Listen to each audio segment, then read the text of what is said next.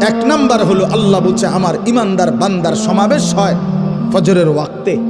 অতএব ফজরের নামাজের জামাতে যেই নাফরমান যায় না, তুমি তোমার মালিকের ইমানদার বান্দায় না। 2, ফজরের নামাজে রাতের ফেরেশতা দিনের ফেরেশতারা থাকে।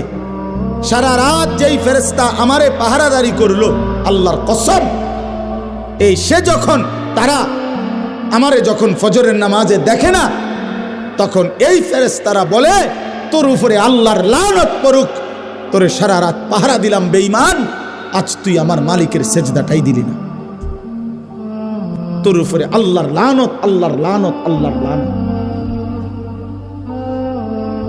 আবার সারা দিনের ফেরেশতারা যারা আসে, তারাও আইসা যখন দেখে এই নাফরমান ফজরের নামাজে যায় নাই, তো এই ফেরেশতারাও বলে তোর উপরে আল্লাহর লানত পড়ুক, তোরে পাহারা দিতে আসছি, তুই বেঈমান, তো মালিকের সেজদা দিতে আসি।